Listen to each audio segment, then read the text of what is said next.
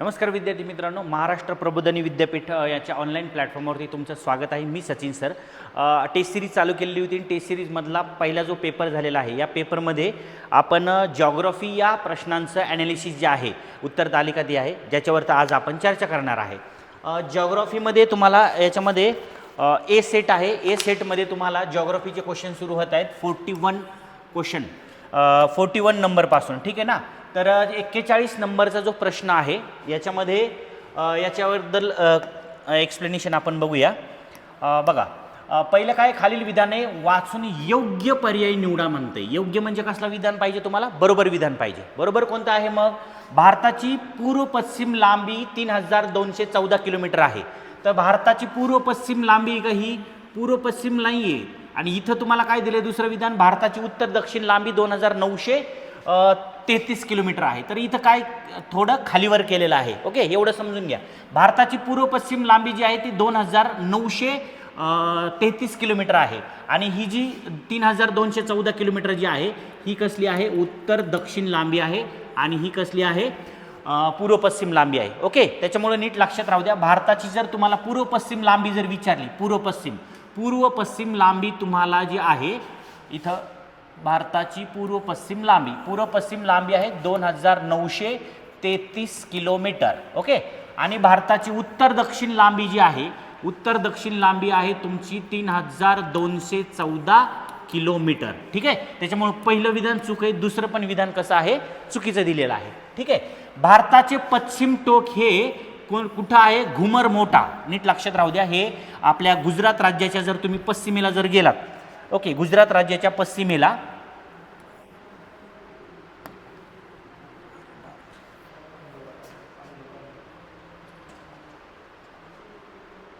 घुमर मोठा किंवा याला गौरव माटा असं म्हणायचं आहे। हे आहे भारताच्या पश्चिमेकडील टोक।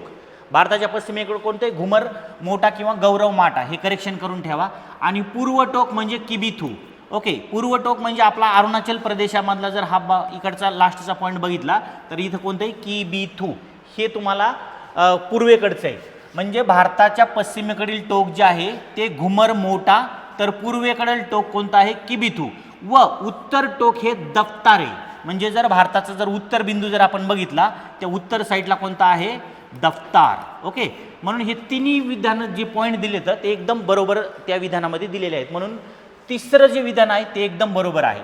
चौथं विधानमध्ये काय दिले तुम्हाला? भारताचं क्षेत्रफळ 32,87,263 चौरस किलोमीटर असून भारताने जगाच्या 2.42% क्षेत्र व्यापलेलं आहे। बरोबर, म्हणजे हे पण विधान कसं आहे? बरोबर आहे। आणि आपल्याला विधान कसं विचारले? योग्य विधान विचारले। म्हणून पहिलं विधान चुकीचं आहे, दुसरं विधान चुकीचं आहे, 3 आणि 4 विधान बरोबर आहे। मग पर्यायामध्ये तुम्हाला 3 आणि 4 कुठं आहे? तर पर्याय क्रमांक 4ला जे आहे ते बरोबर आहे। म्हणून 41 नंबरचं उत्तर जे आहे ते तुम्हाला काय द्यायचं आहे? 4 पर्याय क्रमांक द्यायचं आहे। ठीक आहे, त्याच्यानंतर बघा, आता त्याच्यानंतर 42 नंबरचा क्वेश्चन आहे।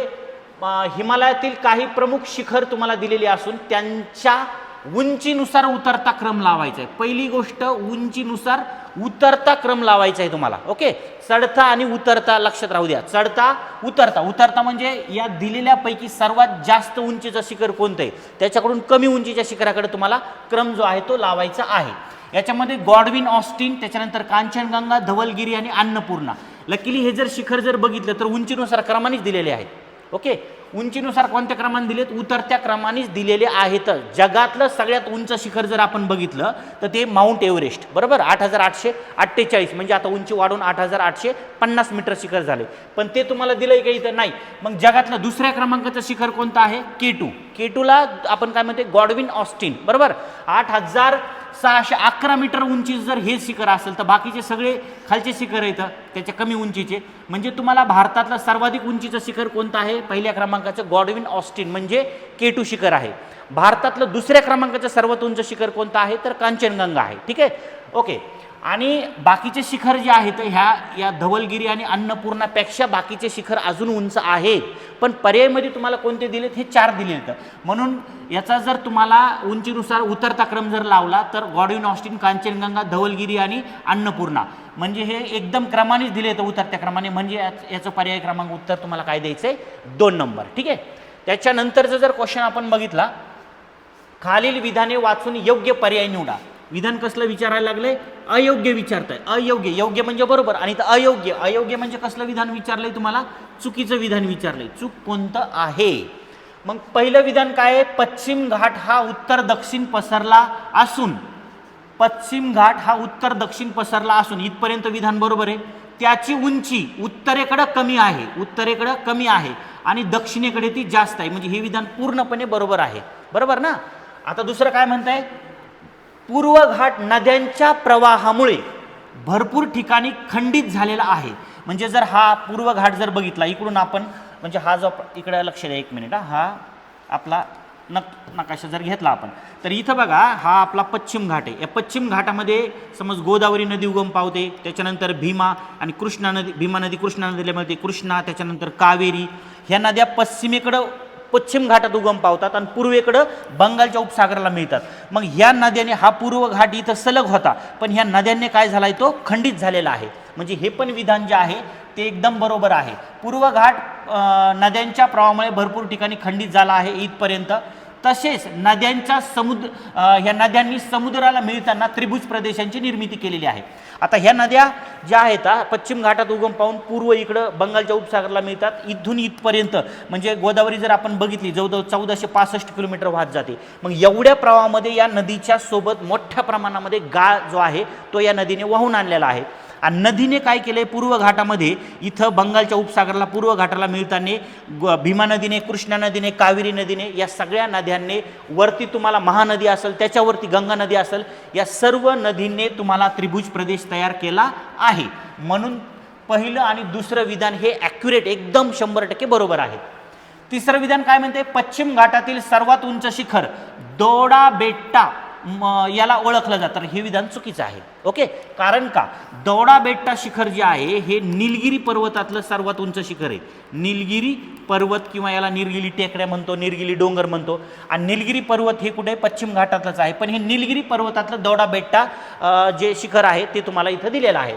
ओके, आणि पश्चिम घाटातलं जर तुम्हाला शिखर विचारलं, ओके, पश्चिम घाटातलं शिखर जे आहे हे अन्नाईमुडी आहे. अन्नाईमुडी. ओके, अन्नाईमुडी जे शिखर आहे हे पश्चिम घाटातलं सर्वाधिक उंचीचं शिखर आहे. 2600 जवळजवळ 95 मीटर याचं शिखरचं उंची आहे. हे केरळ राज्यामधले आहे. आणि अन्नमलाई डोंगररांग म्हणजेच पश्चिम घाट, पश्चिम घाटातलं सर्वात उंच शिखर जे आहे ते कोणतं आहे? अन्नाईमुडी आहे. 2695 मीटर उंचीचं शिखर. दौडा बेट्टा नाही. दौडा बेट्टा हे निलगिरी पर्वतातलं उंच शिखर आहे. आणि तुम्हाला हे जे पश्चिम घाट आहे या पश्चिम घाटाचे आपण 3 भाग बघितले होते. हे उत्तर सह्याद्री, त्याच्यानंतर मध्य सह्याद्री आणि त्याच्यानंतर हा दक्षिण सह्याद्री. उत्तर सह्याद्रीमध्ये कळसुबाई आहे. कळसुबाई शिखर नावाचं 1646 मीटर उंचीचं शिखर उत्तर सह्याद्रीतलं सर्वात उंच. मध्य सह्याद्रीतलं शिखर जे आहे वाहुलमाला नावाचं शिखर मध्य सह्याद्रीतलं सर्वात उंचीचं आहे. या दोघांच्या मध्ये इथं निलगिरी पर्वत आहे. निलगिरी पर्वतातलं दौडा बेट्टा हे उंचीचं शिखर आहे. आणि दक्षिण सह्याद्रीमधलं आणि सगळ्यात सह्याद्रीमधलं म्हणजेच पश्चिम घाटातलं सर्वात उंच शिखर कोणतं आहे? तर ते अन्नाईमुडी आहे. 2695 मीटर उंचीचं. ठीक आहे. मग आता ह्याचं जर आपण बघितलं तर पहिलं विधान जे आहे, पहिलं विधान तुम्हाला इथं काय दिले? बरोबर दिले. दुसरं विधान बरोबर आहे. तिसरं विधान चूक आढळलं. आता चौथं विधान कोणतं आहे? गोदावरी, कृष्णा आणि कावेरी यासारख्या अनेक नद्यांचा उगम पश्चिम घाटात होते म्हणते. पश्चिम घाटात झालेला दिसून येत आहे. आताच सांगितलं तुम्हाला, हे गोदावरी असेल, कृष्णा असेल, कावेरी असेल, या नद्यांचं उगमस्थान कुठं होते? पश्चिम घाटातच होते आणि त्या पूर्वेकडे वाहत जाऊन बंगालच्या उपसागराला मिळतात. म्हणून तुम्हाला हे चौथं विधान सुद्धा कसं आहे? बरोबर आहे. आणि आपल्याला आता प्रश्न नीट वाचा. आता प्रश्न कसला विचारलेला होता? प्रश्न कसला विचारला होता? अयोग्य विधान विचारलं होतं, म्हणजे चुकीचं विधान निवडलेलं होतं. आणि चुकीचं कोणतं आहे? 3 नंबर. म्हणून 43 नंबरच्या प्रश्नाचं उत्तर काय आहे? 3 नंबर. क्लिअर? त्याच्यानंतरचं जर क्वेश्चन बघितलं आपण,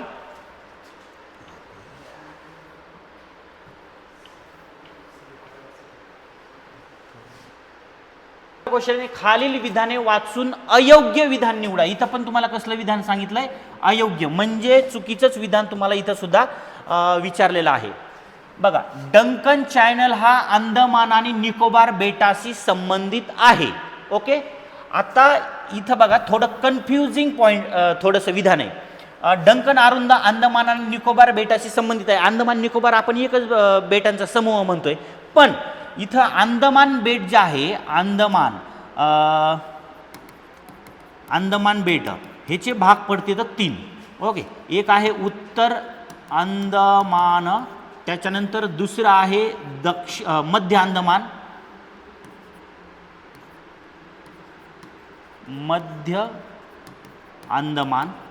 ओके, आणि तिसरा याचा भाग जो आहे याला म्हणते दक्षिण अंदमान. ठीक आहे, असे अंदमानचे 3 भाग आहेत. मग उत्तर अंदमान आणि मध्य अंदमान जर बघितलं आणि इथं मध्य अंदमान आणि दक्षिण अंदमान जर बघितलं, नीट लक्षात राहू द्या, इथं यांच्यामध्ये काय आहे? डंकन अरुंद मार्ग आहे, अरुंद. आणि हे अंदमान पूर्ण, आणि ह्या म्हणजे हा पूर्ण समज अंदमान, आणि ह्याच्या खाली काय आहे? निकोबार. तर यांच्यामध्ये अंदमान आणि निकोबार यांच्यामध्ये दुसरं विधान जार इथं बघितला, अंदमान आणि निकोबार बेटाशी संबंधित आहे. आता हे विधान हे बरोबर बी होतं, पण डंकन मार्ग विचारलाय त्याच्यामुळे हे चुकीचं बी होतं. ओके, तुम्ही कसं विचार करताय त्याच्यावर डिपेंड आहे. बरं ठीक आहे, बघूया आता दुसरं पॉईंट काय आहे. अंदमान आणि निकोबार यांच्यामधून, म्हणजे हे अंदमान बेट हे निकोबार बेट यांच्यामधून किती डिग्री आहे? 10 डिग्री चॅनल गेलेलं आहे. तर हे विधान बरोबर आहे. इथं किती आहे? 10 डिग्री चॅनल आहे. क्लिअर. त्याच्यानंतर मिनिकॉय, अमिनोदीव आणि त्याच्यानंतर मिनिकॉय यांच्यामध्ये 8 डिग्री चॅनल आहे. आता इकडे लक्ष द्या, हे आपला अंदमान लक्षद्वीप बेट समूह आहे. लक्षद्वीप बेट समूह पूर्वी आमिनोदेवी, लक्षद्वीप, मिनिकॉय असे वेगवेगळ्या बेटांचा होता. नंतर तुम्हाला त्यांना एकच बेट समूह करून टाकलं, ते म्हणजे लक्षद्वीप बेट समूह. ठीक आहे. मग लक्षद्वीप बेट समूहामध्ये इथं जर बघितलं आपण, असे वेगवेगळे बेट आहेत, 36 बेट आहेत. इथं तुम्हाला जर बघितलं अमिनी देवी बेट आहे, बरोबर ना. त्याच्यानंतर इथं कोणतं आहे? मिनिकॉय बेट आहे, आणि इकडं तुम्हाला काय आहे? मालदीव बेट आहे. ओके, मग आता हे कोणतं आहे? मालदीव, हे मालदीव. त्याच्यानंतर ही कोणतं आहे? मिनिकॉय, आणि हे कोणतं आहे? अमिनोदेवी बेट विचारलंय. तर इथं अंदमान आणि निकोबार बेट जे आहे ते झालं आपला अमिनोदेवी, मिनिकॉय. इथं अमिनोदेवी आहे आणि इथं मिनिकॉय बेट आहे, आणि हे म्हणतं इथं किती चॅनलने वेगळं झालंय? म्हणतं ते 8. तर नाही, इथं 9 अंश चॅनलने वेगळं झालं आहे. नीट लक्षात राहू द्या. 8 अंश चॅनल जे आहे ते इथं आहे. 8 अंश चॅनल मालदीव आणि मिनिकॉय बेट, मालदीव आणि मिनिकॉय बेट ह्यांच्यामध्ये 8 अंश चॅनल आहे. म्हणून हे विधान जे आहे ते कसलं आहे? चुकीचं आहे. ओके. म्यानमार आणि अंदमान निकोबार यांच्यामध्ये कोको चॅनल आहे. कोणता चॅनल आहे? Coco Chanel. तर हे पण बरोबर आहे, त्याच्यामुळं त्या वेगळे झालेले आहेत. मग आता पहिलं विधान जर आपण बरोबर पकडलं, दुसरं विधान बरोबर पकडलं, तिसरं विधान कसं आहे? चुकीचं आहे. म्हणून याचं उत्तर 3 पण निघल. ओके, आणि सपोज 1 आणि त्याच्यानंतर 3 असं तुम्ही दोन्हीपैकी तरून घ्या. पण इथं खाली ऑप्शन दिलेले नाही येतं तसे, म्हणून याचं पर्यायी उत्तर किती ठेवायचं? 3 नंबर. क्लिअर इथपर्यंत? हां. त्याच्यानंतर नद्या आणि उपनद्या विसंगत जोडी ओळखा. इथं कोणत्या नद्या, कोणत्या नद्याच्या उपनद्या? सिंपल ह्याच्यात जर बघितलं आपण, गोदावरी, कृष्णा, तापी, भीमा मुख्य नद्या दिलेल्या आहेत, आणि त्यांच्या समोर जर आपण बघितली प्रवरा, मांजरा आणि सिंदफणा, म्हणजे याच्यावरून हे लक्षात घ्या, नदी आणि त्यांच्या उपनद्या यांच्या समोर तुम्हाला लाईन दिलेली आहेत, आणि त्याच्यामध्ये विसंगत जोडी तुम्हाला ओळखायची आहे, म्हणजे चुकीची जोडी ओळखायची आहे. कृष्णा नदीला जर आपण गोदावरी नदी जर आपण बघितली, ही इथं त्र्यंबकेश्वरला उगम पावली आणि पश्चिमेकडून पूर्वेकडे तुम्हाला ही इकडं गेलेली आहे. हिला जर आपण नद्या बघितल्या डाव्या तीर, कादवा, शिवना, खाम, इथं दक्षिण पूर्णा, आसना, सीता, सरस्वती, ही पैनगंगा, इकडून वर्धा. ओके, आणि ह्याच्यानंतर ही जाऊन मिळाली कोणाला? वैनगंगेला. इथं प्राणहिता तयार झाली, आणि इकडून आलेली कोणती आहे? इंद्रावती. इंद्रायणी नाही, इंद्रावती. कोणत्या कोणत्या सांगितलं मी तुम्हाला? इथं कोणती आहे? इंद्रावती. त्याच्यानंतर ही आहे वैनगंगा, ही आहे वर्धा नदी, ही आहे पैनगंगा, ह्या आसना, सीता, सरस्वती या तिन्ही नद्या नांदेडमधल्या आहेत. ही आहे दक्षिण पूर्णा, खेळणा वगैरे ह्या तिच्या दूधगंगा, सुखना वगैरे त्या तिच्या उपनद्या. त्याच्यानंतर ही आहे कादवा, त्याच्यानंतर कोणती आहे शिवना, आणि त्याच्यानंतर कोणती आहे खाम. छत्रपती संभाजीनगर कोणत्या नदीच्या काठावर आहे? खाम नदीच्या काठावर. तर या कादवा, शिवना, खाम, दक्षिण पूर्णा ह्या तिच्या नद्या आहेत. इकडून तुम्ही प्रवारा घेतली, मुळा घेतली, त्याच्यानंतर मांजरा घेतली, मांजरा नदीच्या नंतर ह्या सिंदफणा घेतली, ह्या सगळ्या ज्या आहेत ह्या गोदावरी नदीच्या उपनद्या आहेत. म्हणून पहिलं विधान जे आहे ते एकदम बरोबर आहे. कृष्णा नदीचा उगम कुठं येते? महाबळेश्वरला. महाबळेश्वरला 5 नद्या उगम पावतात, कृष्णा, कोयना, वेण्णा, गायत्री आणि सावित्री, बरोबर. आणि इथं कृष्णा, कोयना, वारणा, येरळा. तर कृष्णा नदीला डाव्या बाजूने, समज ही जर कृष्णा नदी घेतली, इकडून डाव्या बाजूने मिळणारी एकमेव नदी आहे तिला, ती म्हणजे येरळा. इथं येरळा दिली आहे. आणि कृष्णा नदीला आहे कोयना, वारणा, दूधगंगा ह्या सगळ्या नद्या ज्या आहेत ना तिला उजव्या तीरावर मिळतात. म्हणून हेही विधान बरोबर आहे. तापी नदी जर घेतली, पांजरा, गिरणा आणि मोरणा, खालची, ही आता तापी नदी कुणीकडे चालली आहे? ही चालली इकडं पश्चिमेकडे वाहत चाललेली आहे. आणि इकडं पांजरा, गिरणा ह्या ज्या नद्या आहेत, पांजरा, गिरणा आणि मोरणा, ह्या सुद्धा तापी नदीच्याच उपनद्या आहेत. मग हे पण विधान बरोबर आहे. आता चौथं काय दिलंय? भीमा, मुळा, मुठ्ठा, सीना आणि त्याच्यानंतर कन्हाट. म्हणजे हे कोणतं होतं? करा नदी आहे, कन्हान नदी आहे, कन्हान. ओके. कन्हान नदी ही नागपूर जिल्ह्यामध्ये ती वाहती आणि ती कुणाची आहे? वैनगंगा नदीची उपनदी आहे. कुणाची? वैनगंगा नदीची, कन्हान नदीची उपनदी आहे, ती भीमा नदीची नाही. म्हणून ह्याचं उत्तर काय द्यायचे? 4 नंबर. म्हणजे हे विसंगत पर्याय आहे. बाकीचे सगळे जे आहेत ते बरोबर पर्याय तुम्हाला दिलेले आहेत. म्हणून 45 नंबरचं उत्तर जे आहे ते किती आहे? 4 नंबर. चला, त्याच्यानंतर 46 नंबरचा प्रश्न आहे, प्रादेशिक विभाग आणि पाऊस विधाने तपासा. ओके, बरं ठीक आहे, अगोदर विधाने तपासू आपण. पहिलं विधान आहे, महाराष्ट्रात पश्चिमेकडून पूर्वेकडे जाताना पावसाचे प्रमाण म्हणतंय ते वाढत जातं. नीट लक्षात राहू द्या. सपोज आपला हा इथं पश्चिम घाट आहे, ओके, हा इथलचा महाराष्ट्र पठार आणि इकडचं विदर्भ. ओके, इथं आपण लिहून ठेवू द्या. एक मिनिट, कन्सेप्ट तुमची क्लिअर करून टाकतो. इथं कोण? आपला पूर्वेला विदर्भ, इथं काय आहे?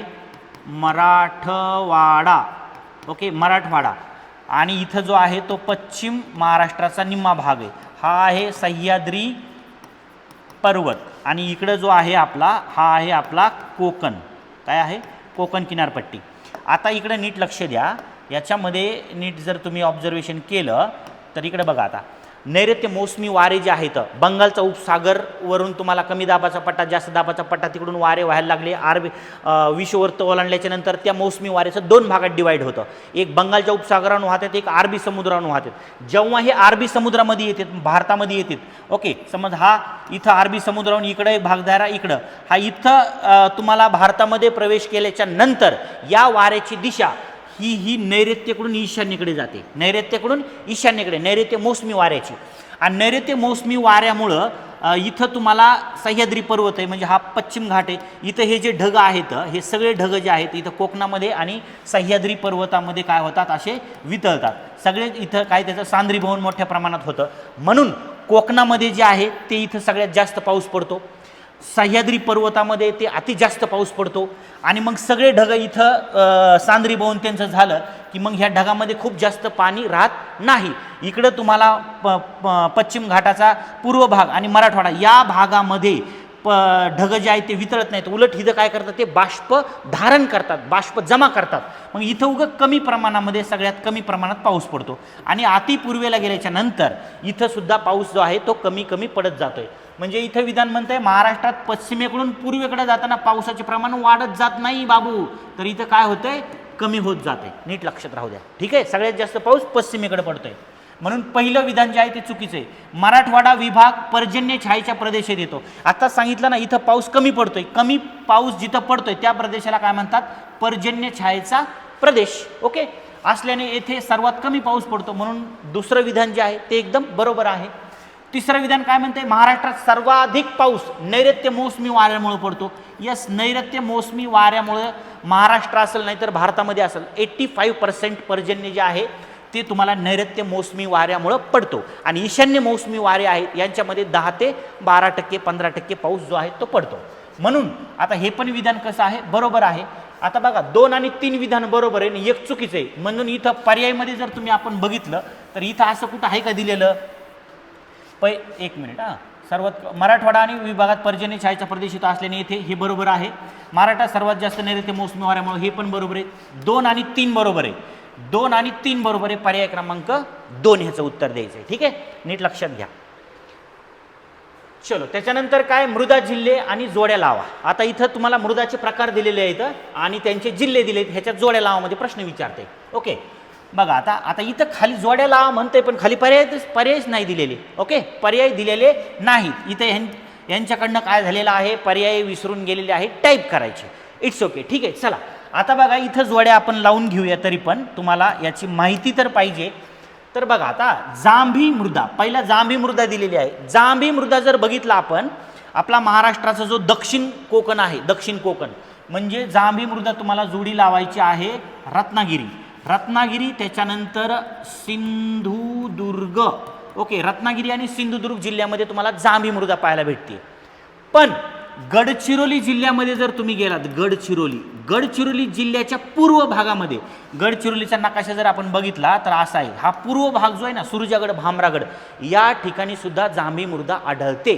पण पूर्ण गडचिरोली जिल्ह्यामध्ये आढळते का, नाही. सिंधुदुर्ग गडचिरोलीच्या पूर्व भागात आढळते. म्हणून इथं तुम्हाला जरी पुढच्या वेळेस लक्षात राहू द्या, गडचिरोलीमध्ये सुद्धा जांभी मृदा आहे. सिंधुदुर्ग, रत्नागिरी आणि गडचिरोली जिल्ह्यामध्ये जांभी मृदा आहे. म्हणजे ह्याची जोडी जी आहे ते इथं लागली. काळी मृदा आहे. आता महाराष्ट्र पठार जे आहे, महाराष्ट्र पठारामध्ये जवळजवळ 86% किंवा 90% भाग बेसॉल खडकाने व्यापलाय. आणि बेसॉल खडकाचे अपक्षरण जर झालं तर काळी मृदा तयार होत असते. आणि या काळ्या मृदेने महाराष्ट्राच्या 90% भाग व्यापलाय. मग आता त्याच्यामध्ये कोणते कोणते जिल्हे येते, तर पश्चिम महाराष्ट्र येते, खानदेश येते, विदर्भाचा पश्चिम भाग येते, मराठवाडा येतोय. हा सगळ्या भागावरती तुम्हाला काळी मृदा पाहायला भेटते. पण तेवढे सगळे जिल्हे दिलेत का, नाही दिलेले. त्याच्यातला एक जिल्हा दिलाय, ते म्हणजे कोणता, सोलापूर जिल्ह्यामुळे काळी मृदा. आता इथे तांबडी आणि पिवळसर मृदा म्हणते. तुम्ही जर पूर्व विदर्भ जर गेलात, पूर्व विदर्भामध्ये चंद्रपूर, गडचिरोली, भंडारा आणि त्याच्यानंतर गोंदिया, ह्या 4 जिल्ह्यामध्ये तुम्हाला तांबडी पिवळसर मृदा आढळते. पण त्याच्यापैकी तुम्हाला गडचिरोली दिलेला आहे, म्हणून ह्याची जोडी तुम्हाला गडचिरोलीला लावायची आहे. गाळाची मृदा जी आहे आता गाळाच्या मृदामध्ये तुम्हाला महाराष्ट्र पठारावरच्या गोदावरी, भीमा, कृष्णा, तापी या सगळ्या नद्यांच्या खोऱ्यामध्ये गाळाचा प्रदेश येतोय, बरोबर ना. पण मग आता इथं एकच जिल्हा राहिला, पालघर, आणि इथं आहे गाळाची मृदा. आता इकडे लक्ष द्या, पश्चिम घाटामध्ये नद्या ज्या आहेत, पश्चिम घाटातल्या नद्या काही पूर्वेकडे वाहत जातात, काही पश्चिमेकडे वाहतात. विशेषतः कोकणातील नद्या, या कोकणातील नद्याने त्यांच्या पाण्यासोबत गाळ वाहून आणलेला आहे. आणि कोकणाच्या पूर्व भागात, कोकणाच्या पश्चिम किनारपट्टीवरती असा गाळाचा, सपाट गाळाचा मैदानी प्रदेश तयार झालेला आहे. याला आपण म्हणतो खलाटी. गाळाचा सपाट मैदानी प्रदेश म्हणजे काय, खलाटी. आणि डोंगराळ भाग, कोकणाच्या पूर्वेकडील डोंगराळ भाग, याला काय म्हणतो आपण, वलाटी म्हणतो. मग इथं गाळाचा प्रदेश जो आहे तो आहे, इथं जिल्हा राहिलेल्यापैकी कोणता आहे, पालघर. मग नद्याने वाहून आणलेला गाळा.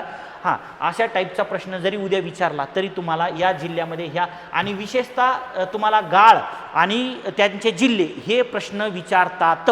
त्याच्यामुळं इथं कोणते, इथं पालघरच्या ऐवजी ठाणे जरी दिलेला असता, रायगड जरी दिलेला असता, या पालघरच्या ऐवजी जर रायगड जरी दिला असता तरी तुम्हाला त्या गाळाच्याला रायगडच गोल करावा लागला असता.